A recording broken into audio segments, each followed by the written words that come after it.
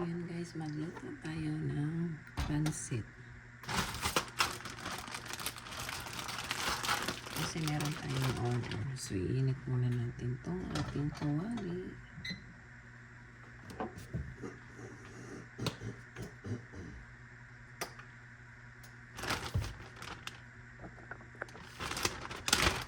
Yung nag-order nito pala guys is kanat.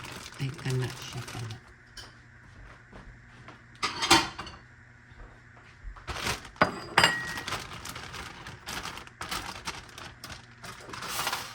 So, meron tayong chicken na na-shred na natin. Pero i-shred more natin kasi yung iba medyo malaki. So, ang gagamitin ko lang guys is yung cabbage, tapos meron tayong celery, tapos snow peas, and then carrot, saka konting celery. And then, lagyan natin ng onion, bawang. Yan lang actually.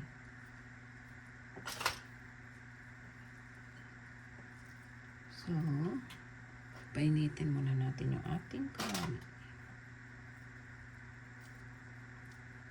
Ang oras pala dito guys is nag-change. Kasi ano na, mag-i-spring. So, instead, alas 8, alas 9 na.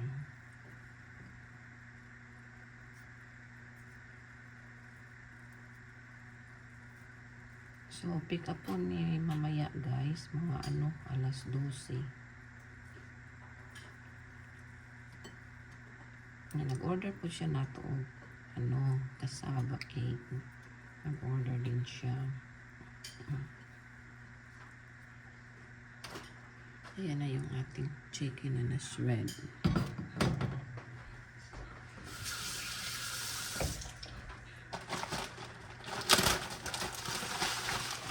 And then, ang aming pansit na atong gamitin.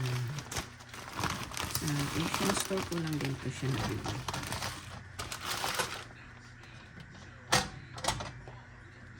Gamit natin olive oil. So, gisa lang natin yung ating bawang.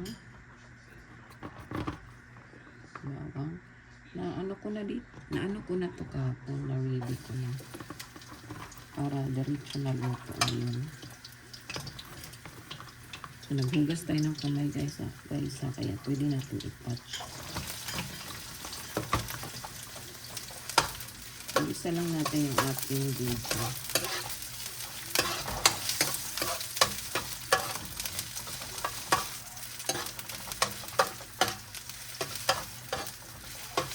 Yung mga sangkap niya guys, igigisa natin. Bawang sibuyas muna.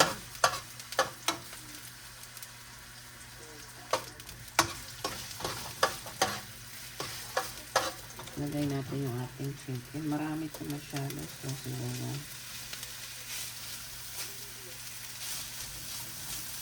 Okay na rin. Lagay natin lahat. Para mas marami sa akin.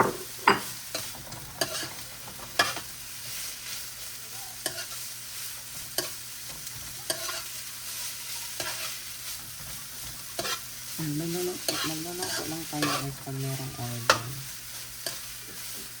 Yung iba nito, yung sobra nito, yan yung ating food. Pero konti lang sobra nito. Lagyan natin ng paminta. And then, garlic powder.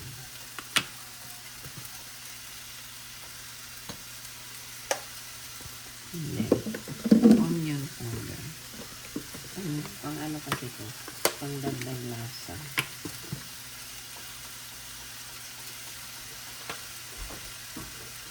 Mix natin.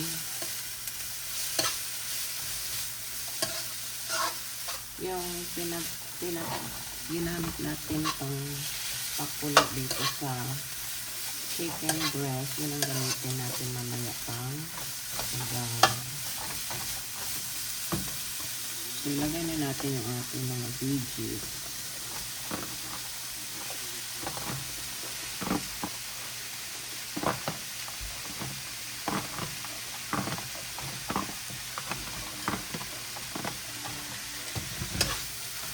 Ito muna unahin natin.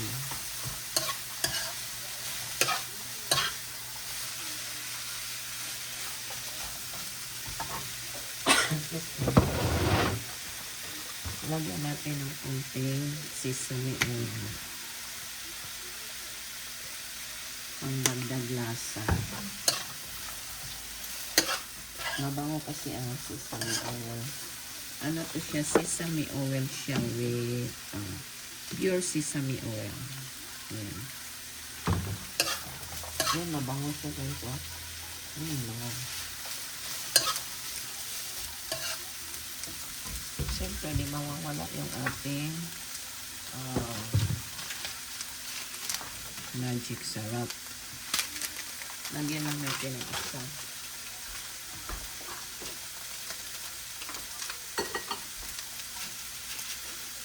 Ang dagdag lasa. Maganda kasi pag malasa talaga yung toppings natin.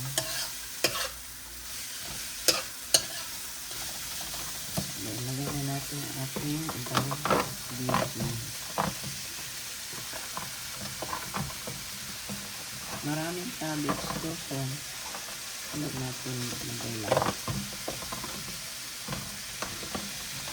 Save natin ang sobra.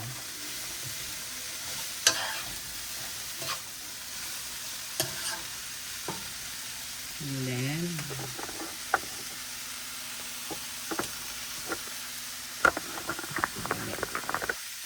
natin.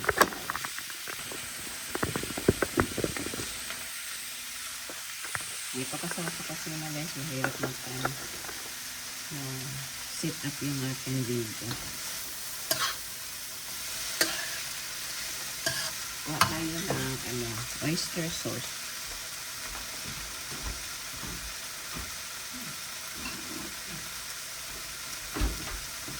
So guys, ilagyan natin ng konting oyster sauce.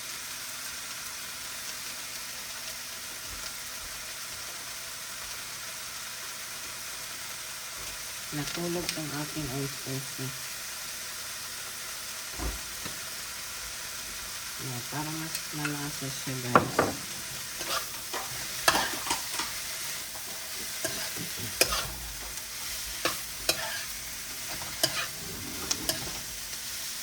Masarap ito mamaya pag lagyan muna natin ng konting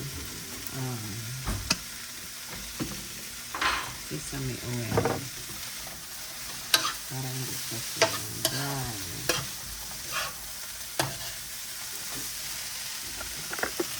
Yan guys, kita yan.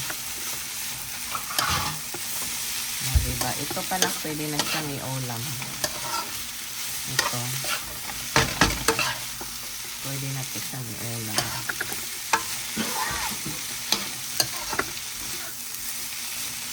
And then, itabi natin ito siya. Manap tayo ng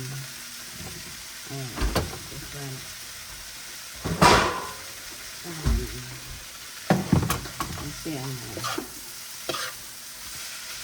lulutuin natin yung noodles. Tikman natin yung vegetable kung okay. Maganda kasi pag medyo crunchy pa siya.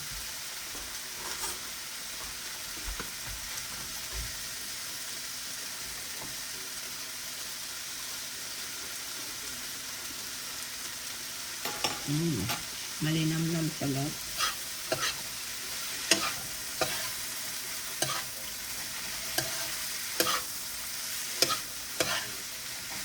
Ang sarap, sobrang lasado. Ito pa lang mapaparami na. Mapaparami na naman. Konting pa. Steam pa konti. Try ulit natin.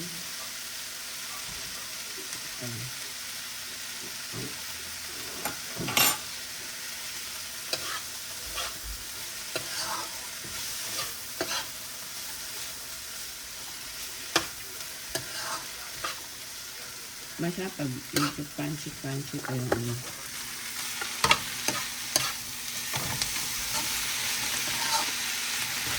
Oh, diba? Ang ganda pa ng guys.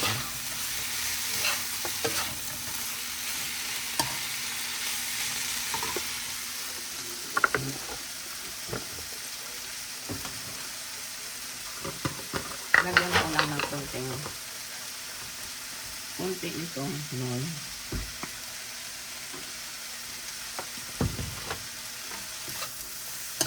And then, perfect na ito siya. Itabi na natin guys.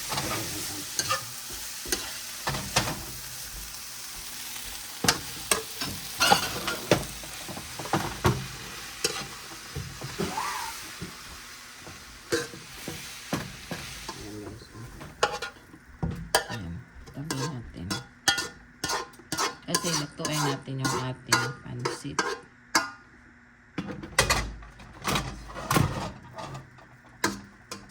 So, lagay natin yung ating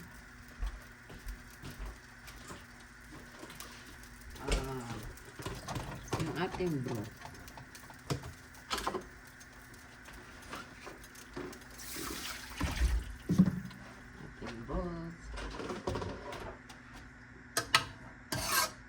Tapos, lagyan lang natin ng tuyo.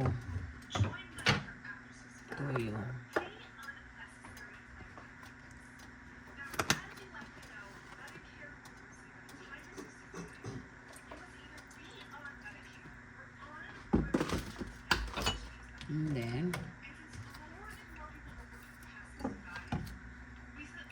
yung ating oyster sauce. Masarap to kasi yung oyster sauce guys. Pangkalasa talaga siya.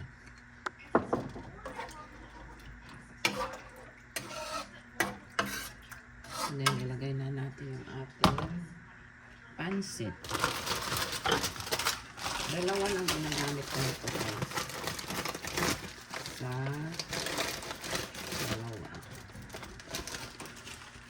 Ilagay natin yung mga shell.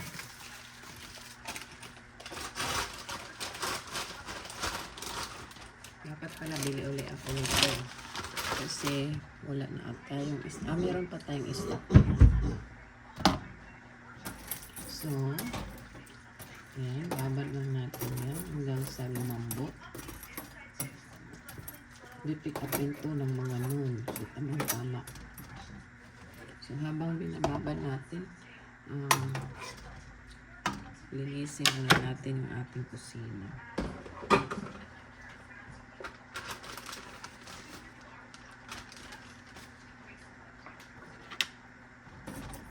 Balik pa rin lang natin.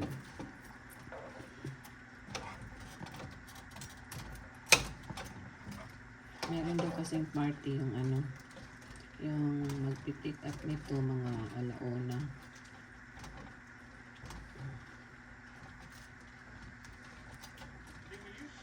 Ayan guys. So habang inaano natin yan, hayaan muna natin dyan.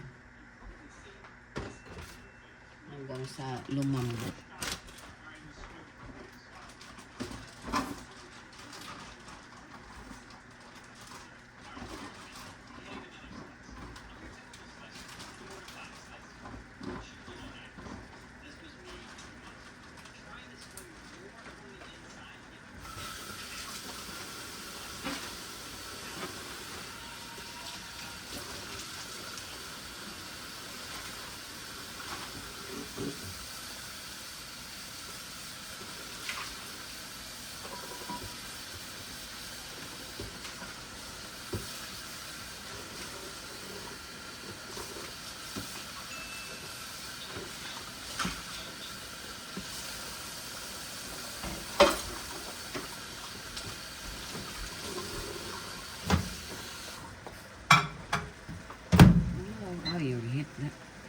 Okay, so ayan na guys, oh.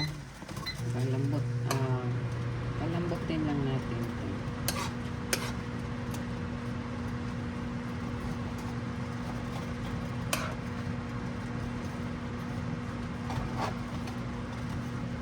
Kaya bumili talaga ako nitong kawali. ugali na to kasi parang hindi tayo mahirapan maghalo nitong pansit. Tapos pag tingin nyo mahahaba yung pansit, pwede nyo siyang i-cut yung season. Ayan.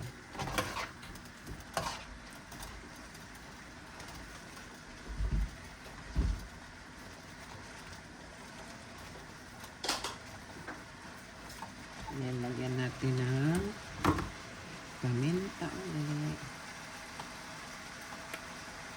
Yung paminta, lagi talaga natin kasama yan dito sa kusina. Tapos garlic. Paminta at garlic magkano yan. Magkasama lagi. Saka yung powder na onion.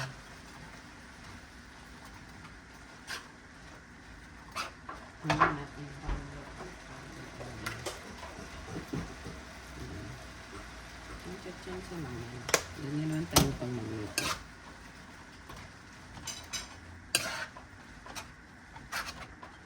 Medyo mahaba yung pansit, so ikakat natin, guys. Ito yung gamitin natin pang-cut. Malinis na ito, guys. So, ikat lang natin. Para hindi siya sobrang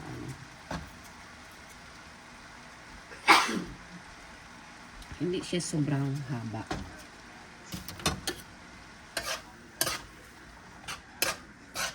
So, pag tingin nyo, kailangan nyo pa ng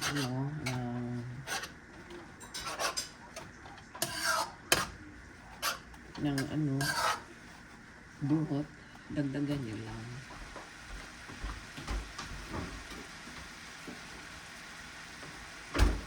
Meron akong bot na tira kagabi. So, gamitin natin ang bot.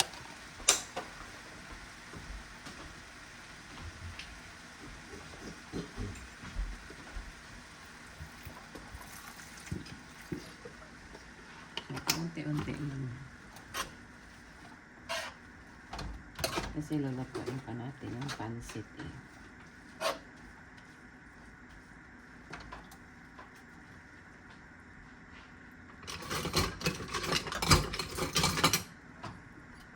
Para pag makita yung talagang naman mix na pwede kayong gumamit ng ganito ito.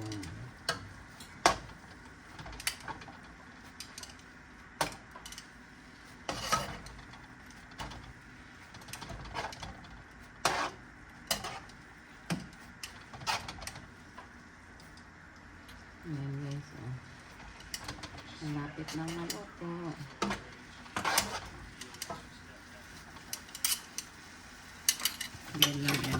Lagyan natin ng sesame oil para mabango. Mix pa rin natin.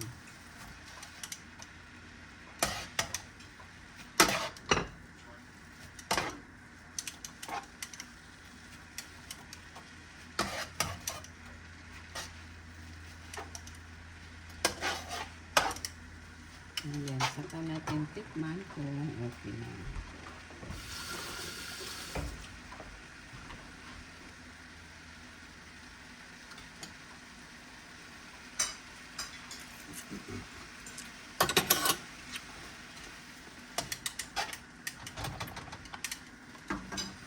Okay na siya guys. So, dagdagan natin ng kasi hindi pa sobrang lambot.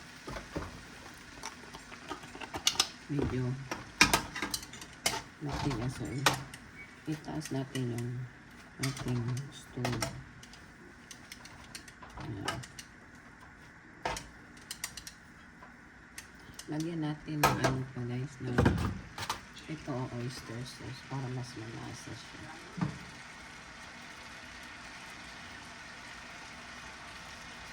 Kaya lagyan ko ng oyster sauce. Kasi pampalasa yan sa mga pansit. At sa iba nating mga lutuin. Lalo na pag nag-stir fry tayo. Masarap yung oyster sauce. Kasi nakakadagdag pa naman siya ng lasa.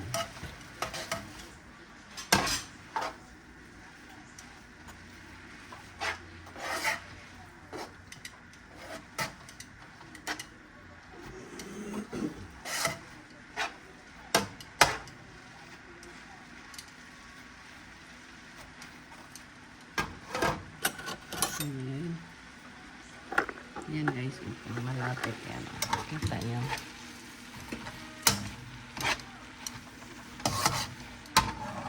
I-try natin kung okay na ba yung lasa.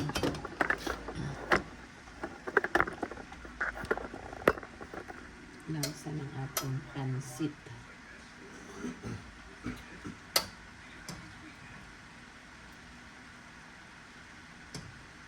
Ay, pansit lang, masarap na kainin.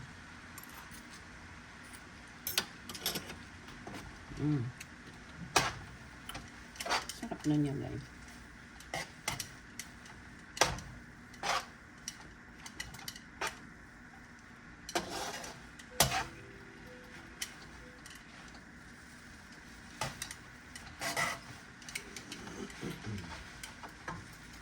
So, lagyan ko na lang konting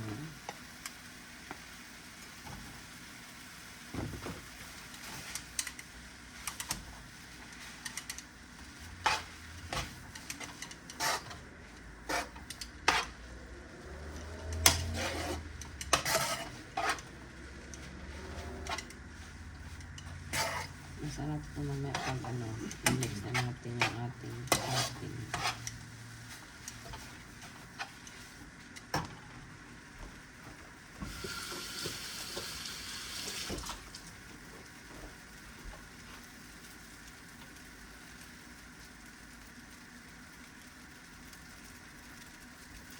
Wow.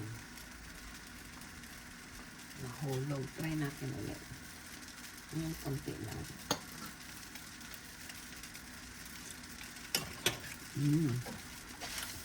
Mas masarap ko lang pag nilagyan nyo ng yung more. So, ilagay natin itong ibang toppings natin dito. Tapos, guys, i-mix na natin sa ating pansit. I-mix natin yung iba sa pansit. Tapos, yung iba naman natin sa ibabaw. Ganyan lang guys. Ating pansit. Pansit for today.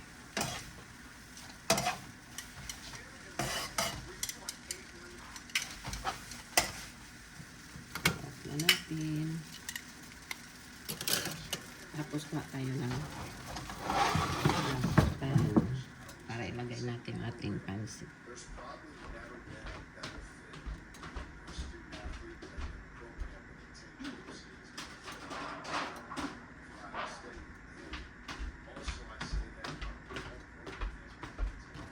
Ito yung pan na gagamitin natin guys. So, ilagay natin dito yung pansit.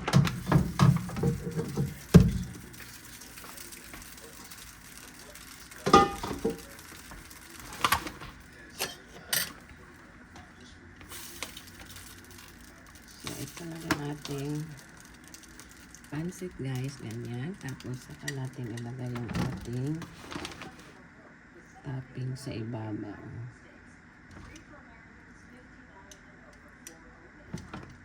Wow, sarap nito.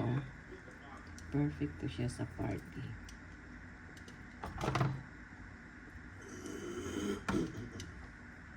More veggie. So, ganyan lang guys. Ang ating pansit. Pansit with chicken. Thank you.